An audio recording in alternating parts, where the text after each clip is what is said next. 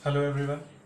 आज हम लोग अपने इस लेक्चर में पढ़ेंगे इवोल्यूशन के बारे में। लास्ट लेक्चर में हमने इवोल्यूशन स्टार्ट कर दिया था, जिसमें हम लोगों ने बिग बैंग थ्योरी के बारे में पढ़ा था।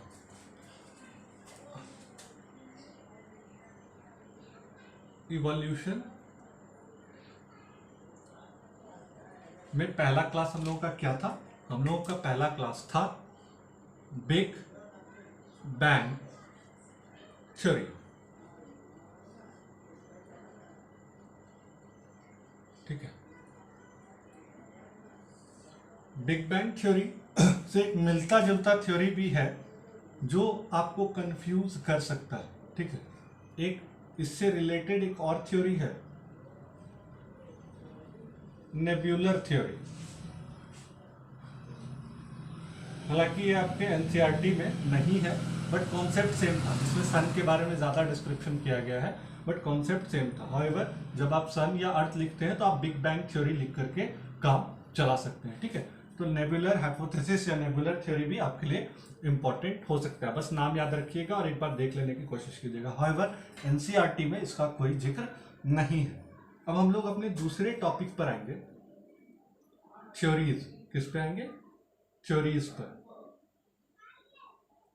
तो जो हमारा सबसे पहला थ्योरी है इवोल्यूशन कि जिन्होंने ये प्रूफ दिया, ये बताना चाहा, जिन साइंटिस्ट ने काम किया और बताना चाहा कि क्या प्रूफ है कि इवोल्यूशन हुआ या इस तरीके की कोई बात हुई, तो सबसे पहला थ्योरी जो है इवोल्यूशन के बारे में, वो थ्योरी है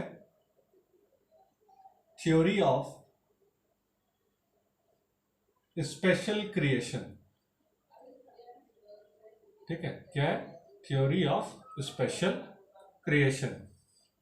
थ्योरी ऑफ स्पेशल क्रिएशन बहुत आसान है, एकदम आसान। लेकिन हाँ, ये भी है कि हम पहले ही बताए थे कि ये आपका बेसिकली क्या है, एक कहानी है, एक स्टोरी है। ठीक है, आप नहीं भी मान सकते हो इसको, बेतुका सब बात भी कुछ कुछ जगह पर किया गया है जिसमें एकदम आपको साफ लगेगा। ठीक है, जैसे इसमें क्या कहा गया, there is a super natural power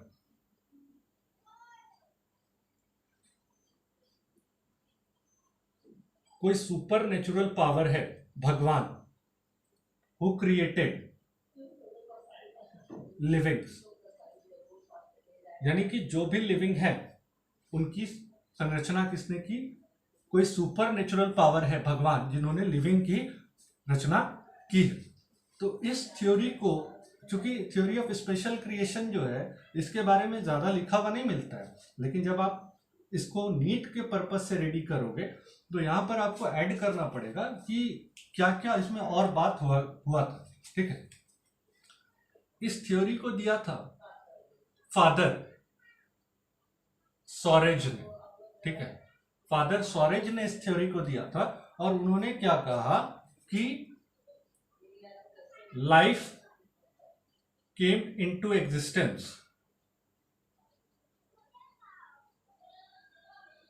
4000 year ago.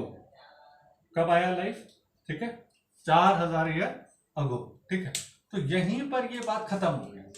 ठीक है, यहीं पर ये बात खत्म हो गया। जबकि हम लोग बात करते हैं कि 4000 ईयर अगो ये कहा है, लेकिन जब डायनासोर वगैरह का जो ट्रेस मिला हम लोगों को, वो बिलियंस ऑफ ईयर्स अगो पुराना है। कई सारे जिम्नोस्पर्मिक प्लांट मिले हैं जो बिलियंस ऑफ ईयर पुराने हैं। तो ये क्या है कि बेसिकली आपको इस थ्योरी पे ये याद रखना है कि थ्योरी ऑफ स्पेशल क्रिएशन क्या नाम बता रहा है कि स्पेशल क्रिएशन ये है कि किसी भगवान ने दुनिया की रचना की है, जितने भी लिविंग थिंग है उसको भगवान ने बनाया है। ठीक है, इसमें और भी कई सारी बातें हैं, बट ये आपका बेसिक है। फादर सॉरेज के द्वारा दिया गया है ये, और उन्होंने क्या कहा कि भगवान ने दुनिया की रचना की। फादर सॉरेज बेसिकली एक पादरी थे, तो उनका कॉन्सेप्ट भी लगभग उसी तरीके का। ठीक है,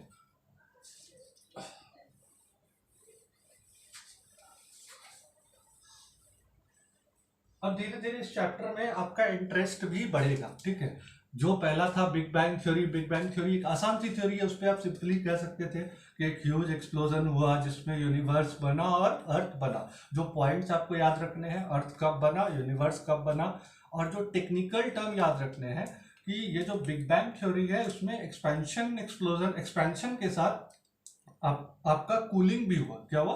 कूलिंग भी हुआ। Explosion leads to expansion and cooling. तो दो फैक्टर थे, एक्सपेंशन और कूलिंग। ये दोनों फिजिक्स के वर्ड है। ये एक्सपेंशन और कूलिंग अगर नहीं होता तो हो सकता है अर्थ नहीं बन पाता। तो ये सब चीज आपको याद रखना होगा, छोटा छोटा पॉइंट, तभी आप नीट एग्जाम क्वालिफाई कर पाएंगे। जो आपका दूसरा थ्योरी है, थ्योरी ऑफ स्पॉन्टेनियस जनरेशन।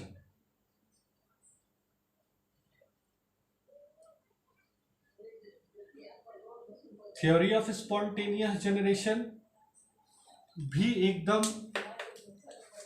आप एकदम कह सकते हैं कि ये थ्योरी आप नहीं मानेंगे, ठीक है, आप इस चीज को नहीं मानेंगे। ये क्या कह रहा है थ्योरी ऑफ स्पॉन्टेनियस जनरेशन, कि non living give rise to living, यानी कि नॉन लिविंग से लिविंग की रचना हुई। इन सिंपल, लिविंग बीइंग या living things arises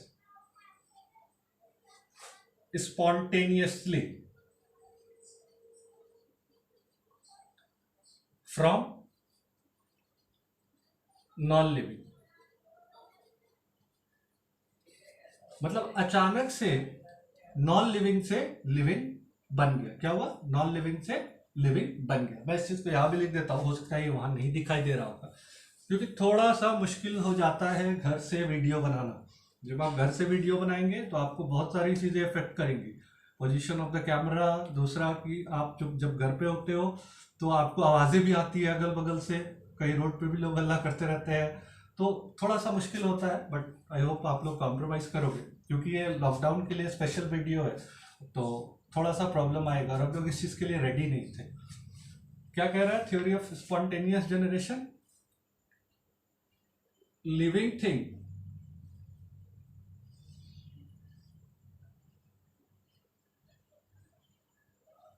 arises spontaneously, सब रैपिडली अराइज कर गया फ्रॉम नॉन लिविंग।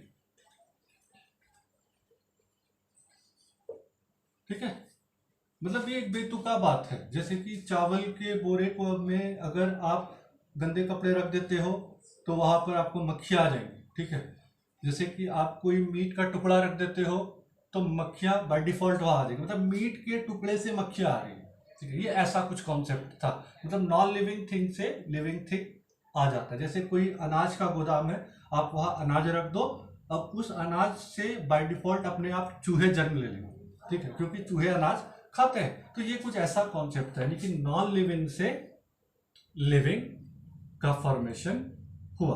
तो इस स्पॉन्टेनियस जनरेशन को दूसरा नाम भी दिया गया। क्या नाम दिया गया भाई? इस स्पॉन्टेनियस जनरेशन को दूसरा नाम दिया गया थ्योरी ऑफ एबायोजेनेसिस। ठीक है, नाम याद रखिएगा, एबायोजेनेसिस। भाई क्या है? नाम से ही सारा चीज पता चल रहा है, एक ही टर्म है, कंफ्यूज मत कीजिएगा। जेनेसिस का मतलब हम पहले भी डिस्कस कर चुके हैं, जेनरेट होना। क्या हो रहा? जनरेट होना। ए बायो, बायो का मतलब लिविंग, ए बायो का मतलब नॉन लिविंग। तो अगर नॉन लिविंग से कोई चीज जनरेट करता है तो वो कहलाता है थ्योरी ऑफ ए बायोजेनेसिस। तो ये एक दूसरी थ्योरी है और बहुत आसान थ्योरी, इसमें कोई कहीं परेशानी नहीं है।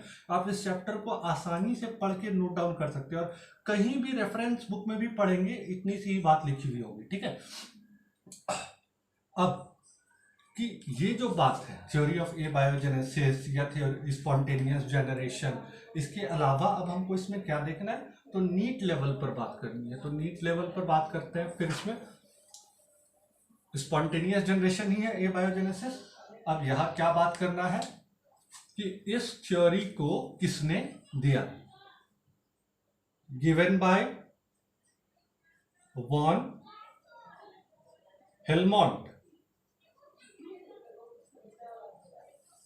ठीक है, गिवन बाय वॉन हेलमोंट।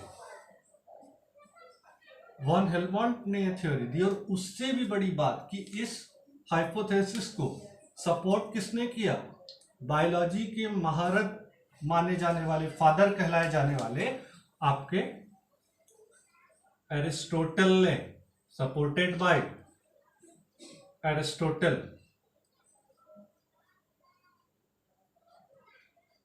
ठीक है, तो ये चीज याद रखिएगा, ठीक है, ये एक आपका वॉन हेलमोंट वाली बात, और दूसरा एरिस्टोटल ने इसको सपोर्ट किया।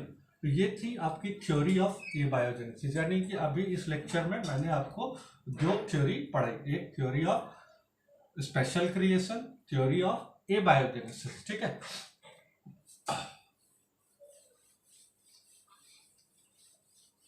अभी हम लोग पढ़ेंगे तीसरी theory.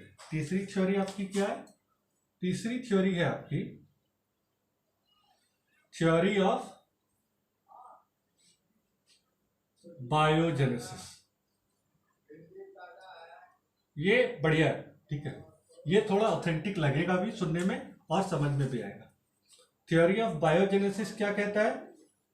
Living thing give rise to living thing, ठीक है, क्या कहता है? Living thing give rise to living thing. तो ये आपका थोड़ा ऑथेंटिक लग रहा है, लिविंग से ही लिविंग बनता है, लिविंग से ही लिविंग बनता है। तो ये था आपका थ्योरी ऑफ एबायोजेनेसिस। तो इसके साथ साथ हम तीन थ्योरी आपका कंप्लीट कर दी। अब आपका जो बचा हुआ है वो थ्योरी बचा हुआ है थ्योरी ऑफ केमिकल इवोल्यूशन, की कैसे केमिकली इवॉल्व हुआ, कैसे केमिकली चीजें आई, जिसपे कि आप पढ़ेंगे डिफरेंट साइंटिस्ट के कॉन्सेप्ट, वहाँ पर लाइट वगैरह का भी रोल आएगा। उसके बाद पास्चर का जर्म थ्योरी भी हम लोग पढ़ेंगे, स्वान नेक एक्सपेरिमेंट, वो भी आपका इसी में आ जाता है, इवोल्यूशन की थ्योरी में ही आएगा वो, ठीक। तो आपके दो थ्योरी बचे हुए, चूंकि वो थोड़े बड़े हैं तो इस लेक्चर में हम इसको डिस्कस नहीं करेंगे, लेकिन अगले लेक्चर में हम इसको डिस्कस जरूर करेंगे, ठीक है। Thank you for this lecture.